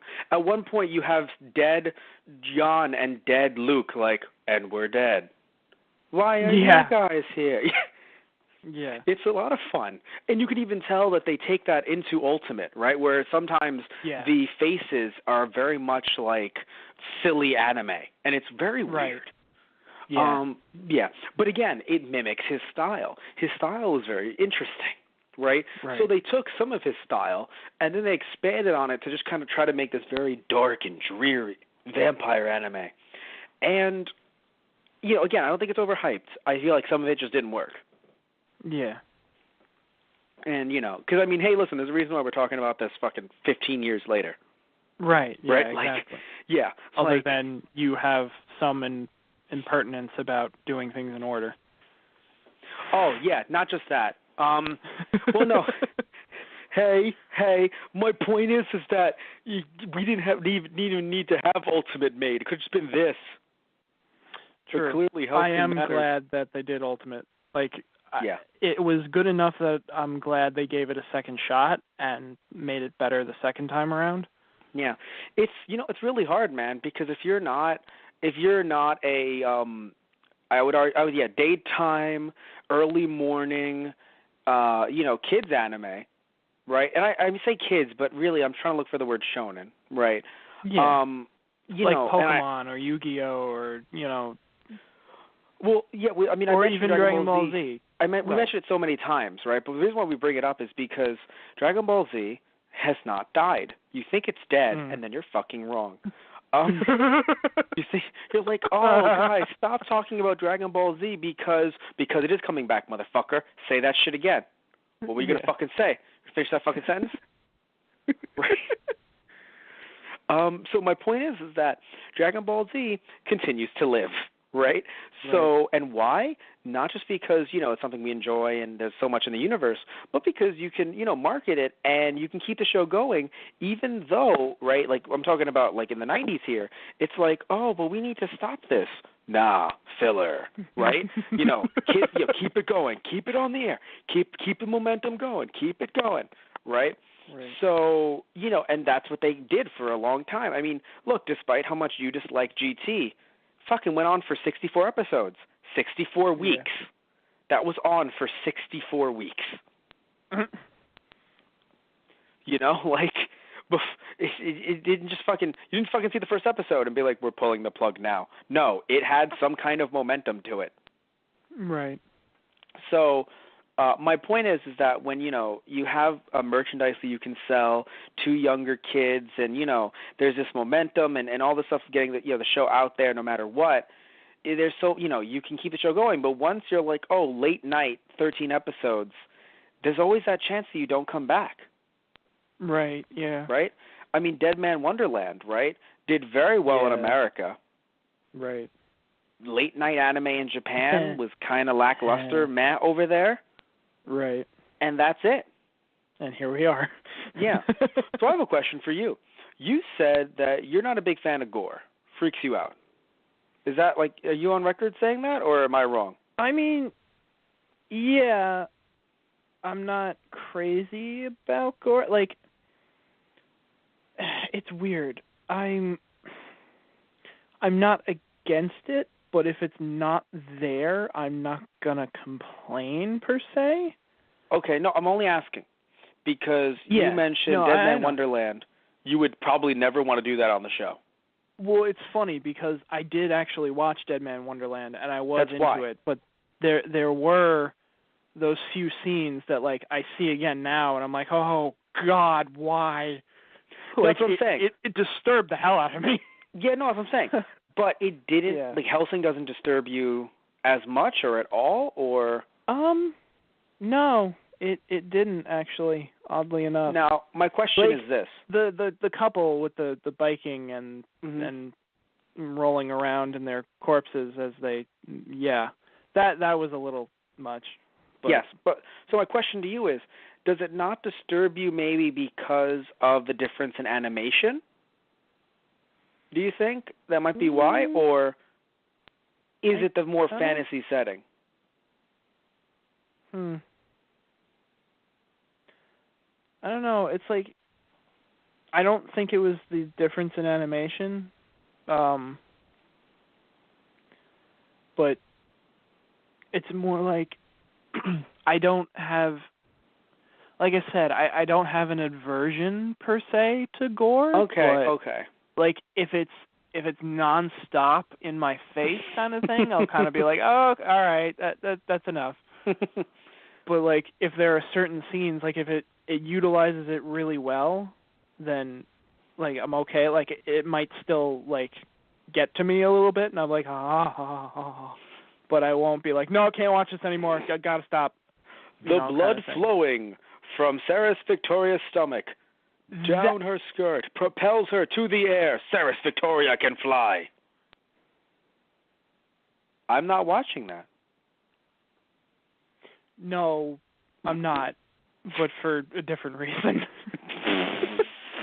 Well, that disturbs you to your core. I assume that's why you're not watching. Oh, my God. Doesn't that disturb you? No, it doesn't. Just me. It more just makes me angry than anything else. Sarah's Victoria flies through the power of blood splurt. You're like, I'm fucking mad. I'll take anyway. What are physics for 500, Alex. Fuck you. But I will tell you something that I did like, though. I don't know why this is a segue, but please go on. Because I'm trying to get to a better place. Okay. I did love the music. Especially, like... It was... which one did you like the most? Oh, wait, between this and Ultimate, or just No, you said music. You said, like, I'm talking about, like, what track did you like the most in this series? I really enjoyed the opening and ending. Okay. No, but I mean, like, because you were saying you liked the music, I assumed you meant, like, because throughout the show, especially around the last few episodes, they were like, let us jam these insert songs into your ears like Q-tips. Yeah. Well, I guess, yeah. Not there bad. was I'm just saying one. That. Yeah. Mm. I swear, like, I don't know what the hell it was, but I swear to God, at one of the ends of the soundtracks in the background. Yeah. And it was like, I forget if it was something, whether they were just transitioning to another scene. I forget if it was like important, that scene, to the next, okay, or not. But I swear that the end of the song, I thought I heard Godzilla's roar. And it was really weird. Like I double took. Like, did I just hear that? I mean, again, sampling can occur, right? They can. I mean, here's the thing too, right? Sound editing. We'll talk about this more in Ultimate, but I still want to mention this one story because I think it's really fun. This is an American sound editing thing, but I'm sure in Japan they do it as well. So I don't think they did this for the original. I'm pretty sure they did this. They did this for Ultimate. Sadly, so she sells by the seashore. So they did this for Ultimate. So what did they do? Right? What did they did? They needed a roar for Cerberus, right? For, like, i.e. Alucard's arm. Right, yeah. So what did they do? They get someone coming in saying, hey, I know what to do. And it was like, wait, like, so you have a recording of something? Yeah, I have recordings of babies crying.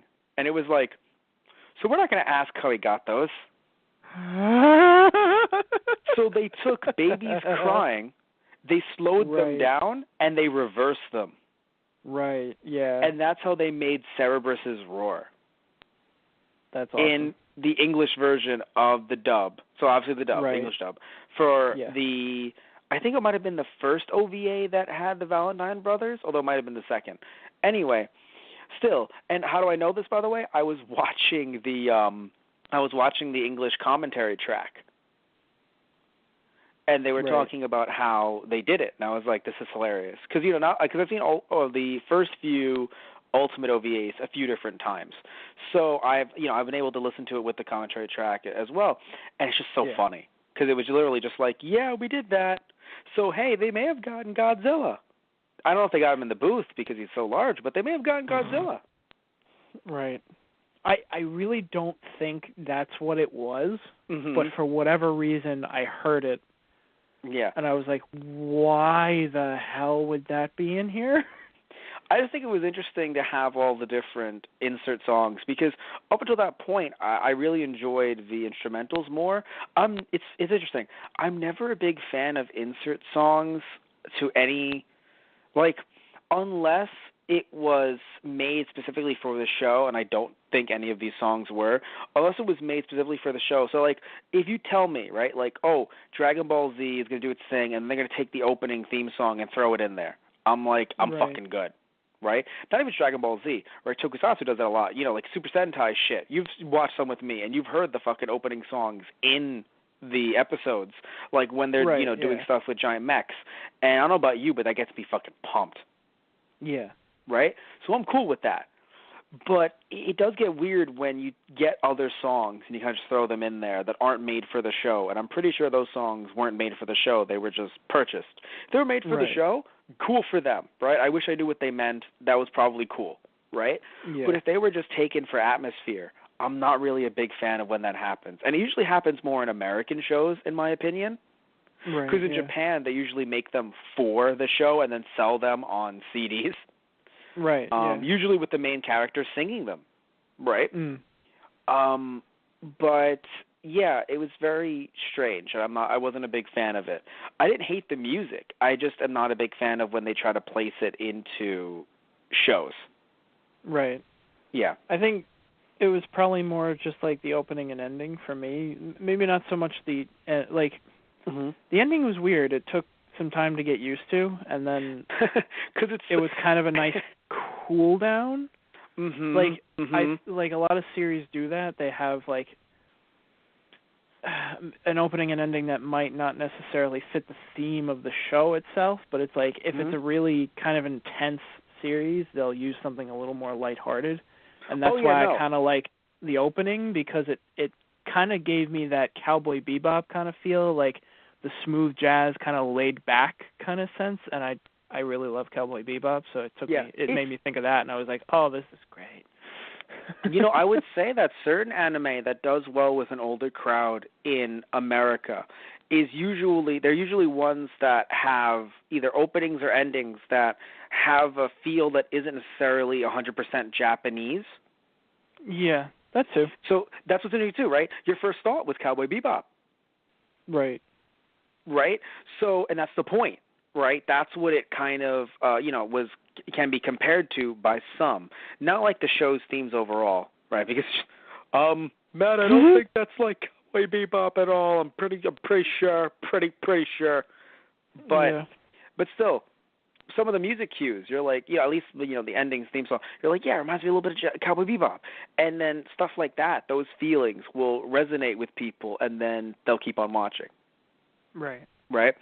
But one thing I was going to say, damn it, now you mentioned Bebop, and that's all I can think of now. But I was going to, crap. Now I'm fucked.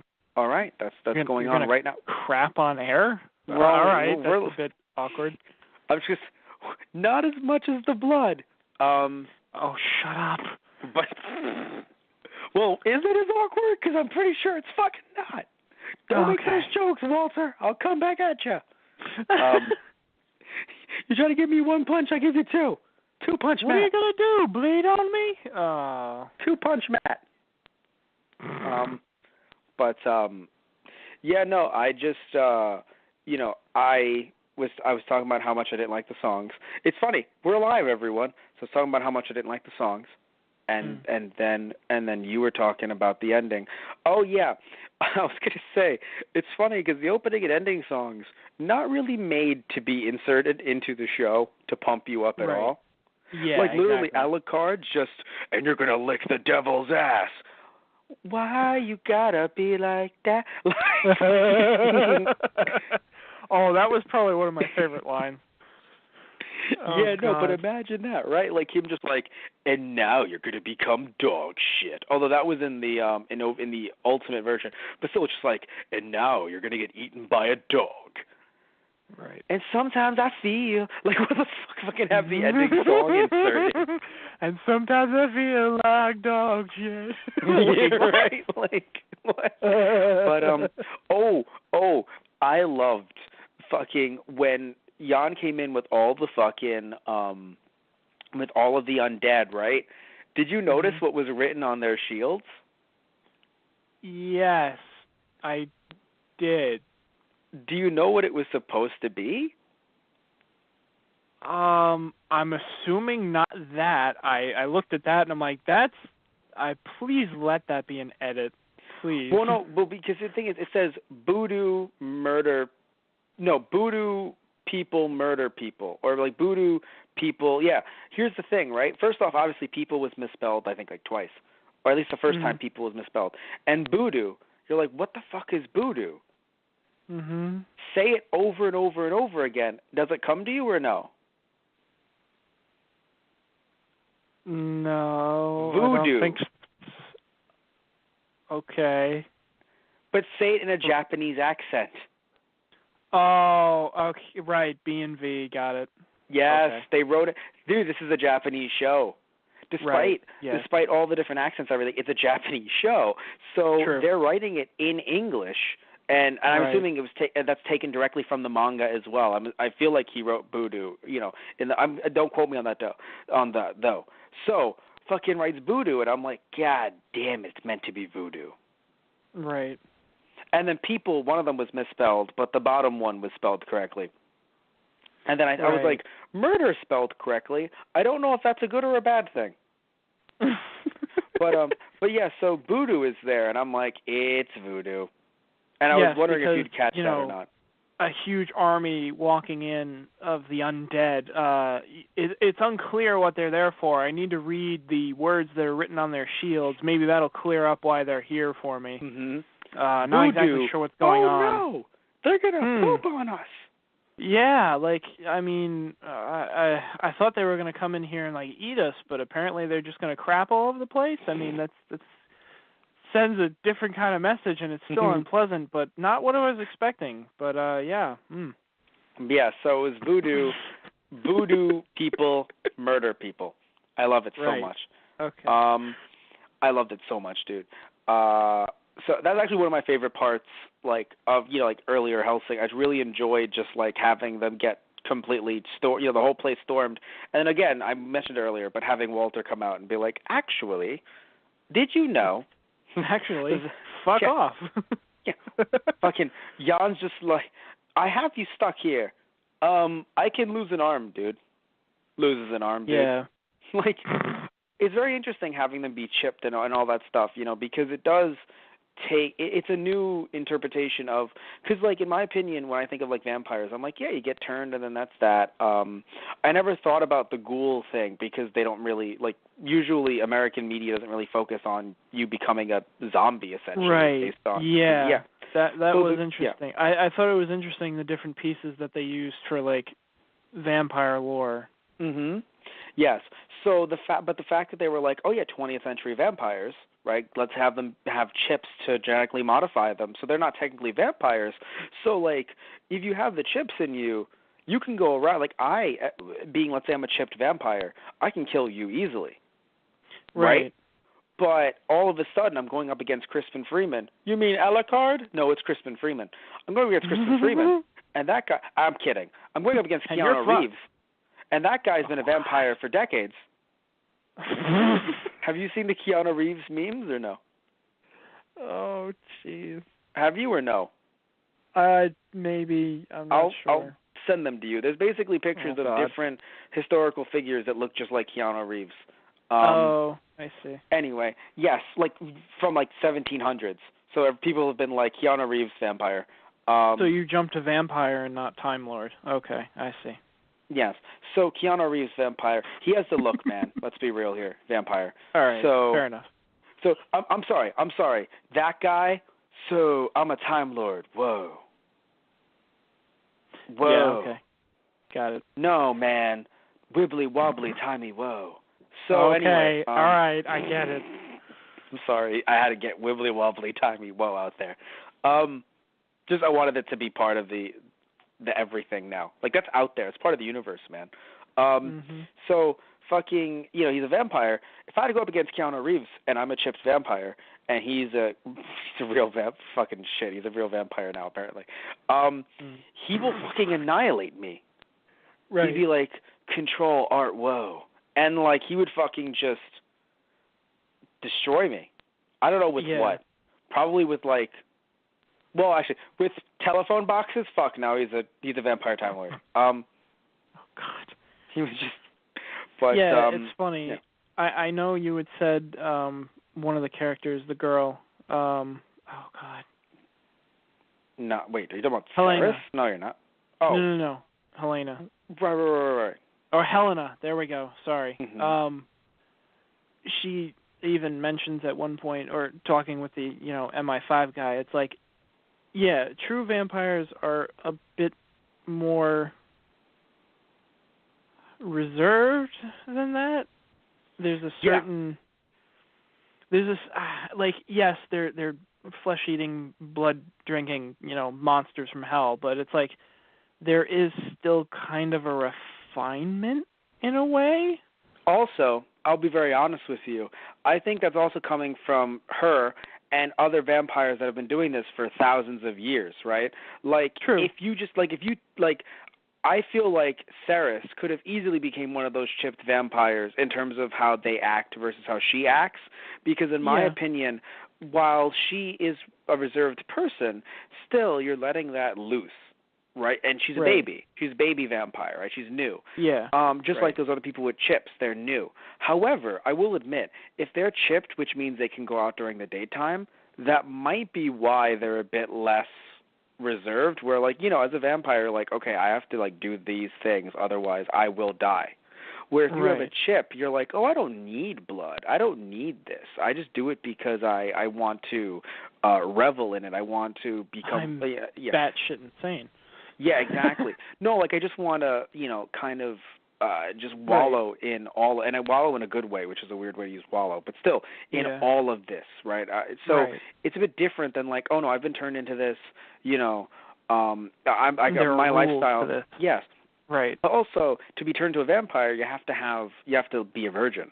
So there's a chance that you were living a less decadent lifestyle before being turned into a vampire. A chance. Okay. What do you mean? I'm just being serious. Sorry, you're telling me that little girl was fucking partying. I didn't know that was a rule. Yes, it was. Dude, that was confirmed. She was a virgin. She was pure. That's the code word. Okay. Remember? That was the... Yes. They always were like, the pure blood. If you basically had sex, then that means you would turn into a ghoul. That's why they said they looked at their dating habits before turning them into vampires. Oh, you didn't realize that? Oh, no, I didn't know that. That's funny. I thought you were confused. Weird. Oh yeah. Well, no, that's part of, I guess, their lore that they took it from. If you are pure. Well, no, because if you have sex, you are unpure. Yeah. I understand. I'm just okay. No, it's just funny to me because before. Okay. No, it's funny. I thought you were going for something completely different. Well, virgins can have a good time. So I'm sitting here and I'm like, yeah, okay. I'm like, no. I was confused because I'm talking about living a decadent lifestyle, with drugs and alcohol. So when you're like, no, I'm like, okay, yeah, the 9-year-old snorted coke in the fucking 1700s. What the fuck are you talking about? What the fuck are you talking about? And now I realize you didn't understand the lingo they were putting down. You weren't picking up the lingo. No, I did not pick up on that. Okay, whoops. My bad. Yeah, but that's the whole point of it all. That's why it was just are you going to become just some ghoul? And then it was like, wait a minute, you're not? And it was like, oh, damn. Oh, snap. And that's why the rest of her battalion and a lot of people get turned into ghouls because a lot of people are, So, pretty much everyone gets turned into But with the chip, I assume it's irrelevant. You don't need to be pure. So with the chip, you're just like, you know what? I want to do everything I've been doing now, except as a creature of the night, as a member of the undead. So you get chipped, and you're like, fuck yeah! Right. Basically, you're all Jan. Everyone's... Essentially, right? Or you're like Luke, where Luke was a little bit more reserved, but even then, once he got down to the nitty-gritty to the fight, he was a bit more impassioned. Where yeah, Alucard, I mean, he was still power hungry. Yes, exactly. So, with Alucard, yes, he's doing whatever the humans command, but still there is a sense of being reserved there. Yeah, there's also a sense of pride, too. Mm-hmm. Like, yes. he serves Integra because of who she is. Mm-hmm. Like I really, really loved that flashback where she basically, at gunpoint with her uncle, and then she opens, the door, and Alucard comes out, and she's like, he's pinned her up against the wall. And it's like, I'm going to eat you. And she's like, no, you're going to listen to me because I'm my father's daughter, and I'm here to command you now because I'm in charge now. He's like, you know what? Sure. Why not? You passed your test. Let's do this. Yeah. What? You heard me. You passed the test. Let's go. Let's go fuck shit up. Yeah. It was like, well, golly gee fucking willikers. Yeah. It's like, that worked? Yeah. Hey, there's it's hysterical because Alucard always walks up to all these other, the chipped artificial vampires. It's like, he always walks up to them. It's like, you're a piece of shit. And you know why? You don't have a code. I have a code. Yeah. Fuck you. Basically. It's very interesting. But yeah, so I'm thinking, right, looking at everything, we're going to wrap things up here unless there's anything you want to say at all. There is one last thing that I wanted to say about the first episode. Okay. Now, I know they had to do it this way to kick things off and, turn Saris and have that whole thing happen so that the rest of the series basically happens. Right. But the fact that, she's being held at gunpoint by the priest and Alucard is like, oh, you have a choice, I'm going to shoot you, I'm going to shoot and this is going to basically plow through your lungs and you're going to die. But I'm going to make it your choice. Do you want me to kill you to save you? And I was like, wait. It's like, wait, okay, granted he hadn't shown that many of his powers yet, but even I looked at him, I'm like, so you're going to tell me that your souped-up vampire bodyguard cannot do anything else in this situation to save her life right now? And granted, he might not even care, and that's a completely different thing. Like, maybe that's just probably why. I think that's a little bit of it. Is there honestly no other possible way but to kill you to save her? Yeah, no, believe me, I get you 100%. It makes sense. It's like, excuse me, guys, are we really, what? What's happening here, guys? Yeah, so I'll give you that 100%.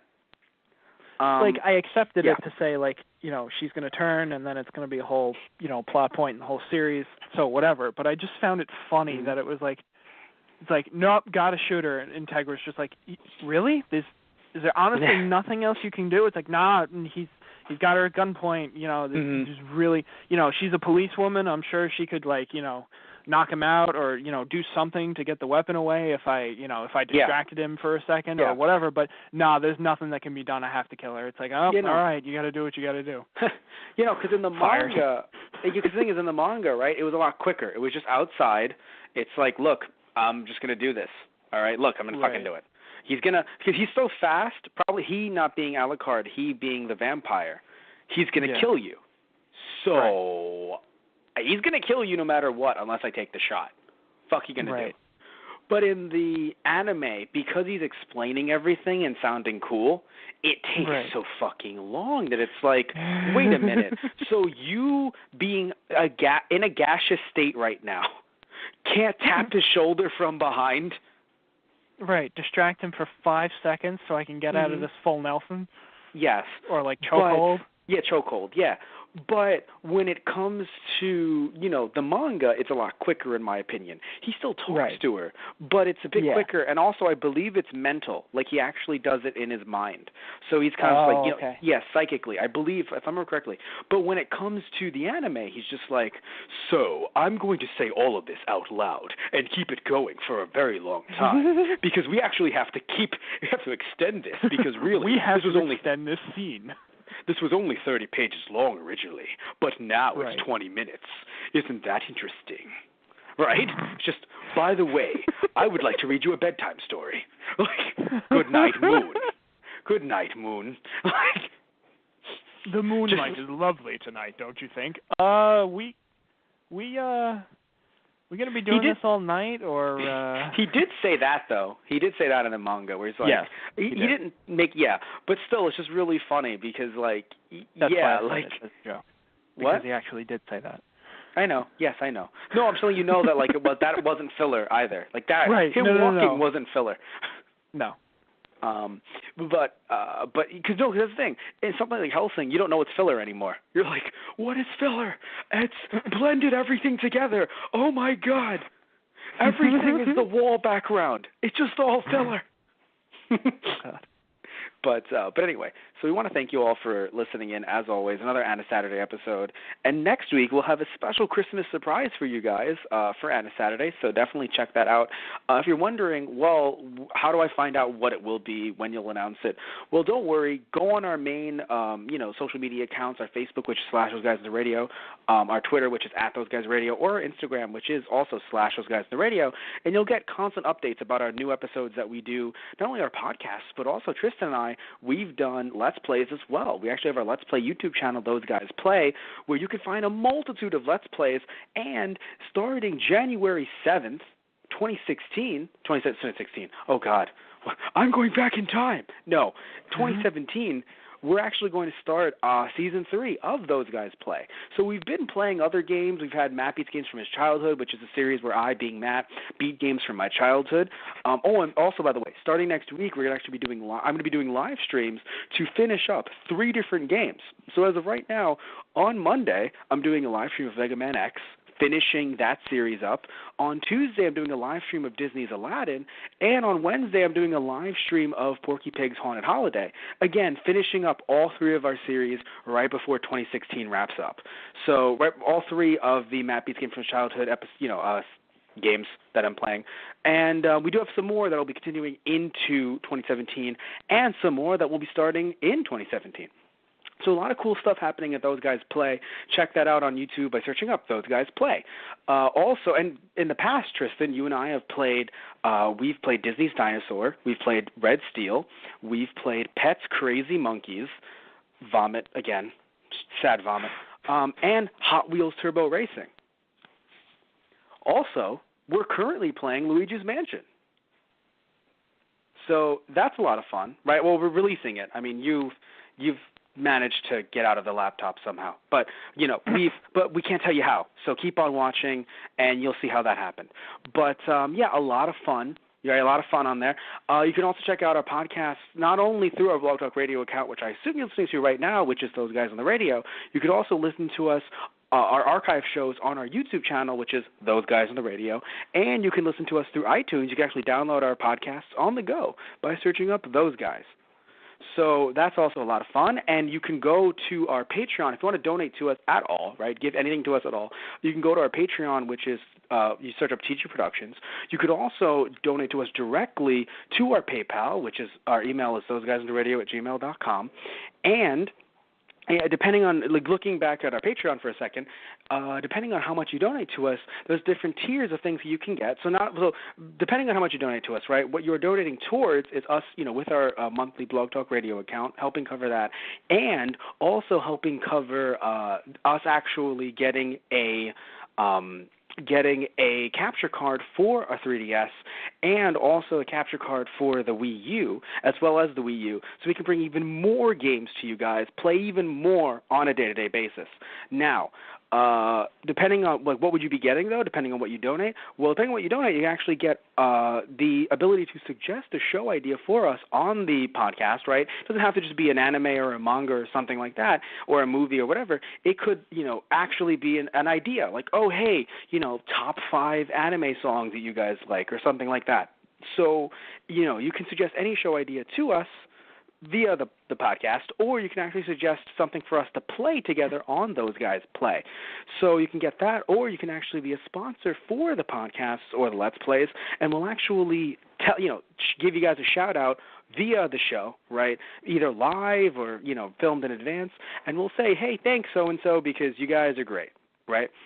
So you can get that by going to our TG Productions Patreon account and donating there. Now, what I do want to mention is we're doing this a little bit in advance, but, coming out in late 2017, in late January of 2017, we will be releasing a Kickstarter for Give My Regards to Blackjack. We'll give you guys all that info in the next month or so, because we're doing this late December.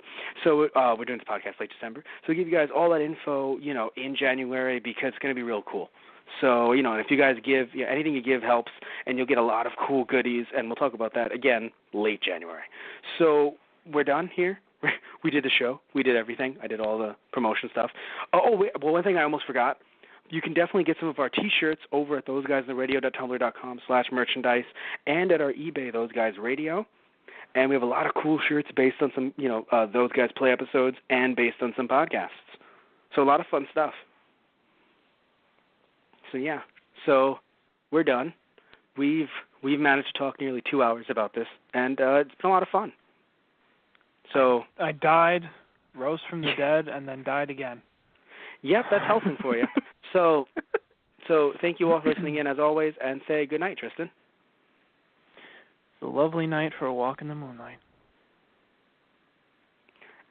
That's not exactly what he said, so I feel like your version is like a really a strange ripoff. It's not a bad thing. It's just it sounds just like it, but it can't be exactly like it because of copyright. It's almost like I'm chipped. What? What? Good night, everyone. What?